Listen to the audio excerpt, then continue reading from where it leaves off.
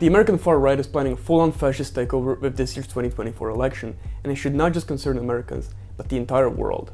In 2023, an American far-right political think tank called the Heritage Foundation published a document outlining a very detailed power grab strategy for the next Republican president of the United States, called Project 2025. This strategy was not designed to be used uniquely by Donald Trump, as it can be used by any of the Republican golems nominated, but let's be real, we all know it's gonna be Trump. Following the so-called Unitary Executive theory, which first emerged under Ronald Reagan, the plan is to exploit Article 2 of the United States Constitution and grant complete executive power to the president. Their plan is to limit many democratic checks and balances placed on the president, and enact far-right policies targeting racial and gender minorities. Hitler would be rolling in his grave if he knew that his ideological successors were the Yankees and fucking Slavs. And while previous presidents have definitely tested the waters with how far they can push the legality of their own executive power, like Ronald Reagan with deregulation of capital, or George W. Bush with the war in Iraq, Project 2025 cranks it up to 100.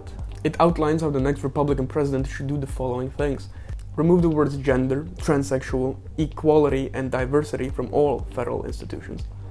Starting out fucking great. Consider any propagation of transsexuality as an acceptable phenomena as child pornography and therefore a federal crime. Jesus fucking Christ. Remove critical race theory from the curriculum. May I remind you that the Republican Party, apart from being a bunch of racists, have no idea what critical race theory actually is. Centering of traditional Christian values into every part of governance. While very vague, we can kind of get an idea of what that means. Making abortion illegal by overturning Roe v. Wade on the federal level. Oh, that's what that means, just misogyny.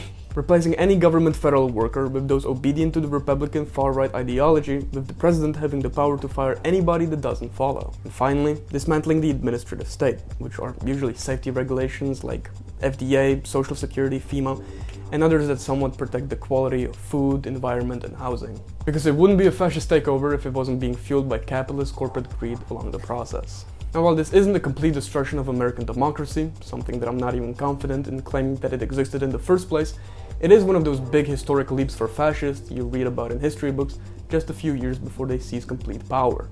I don't think I have to tell you why Project 2025 is extremely concerning, but even more concerning to me is how extremely well organized the American far right has become since 2015. I mean, this document is so well written and so well thought out. It's an embarrassment that the left is so disorganized and utterly unprepared for it. I mean, Republicans wouldn't dare these extreme policies just 10 years ago.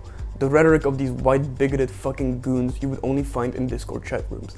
Now they're proud of it in public and making active steps to make it a reality. And the pure embarrassment, which is the Democratic Party, through their corporate greed and ideological deficiency, is functionally unable to combat it. The party stands for nothing. Republicans just keep moving to the right and Democrats just go along with it, moving alongside them. And actual left-wing parties and organizations are so disorganized that they're unable to create a united front to stand against fascism in an effective manner that goes beyond the local level. The rise of fascism in both the European and American continent is not just gonna stop itself. It calls for strong anti-fascist action. We don't debate Nazis. We did that once and found that they don't play by the same rules. What we do is share this with your family and friends.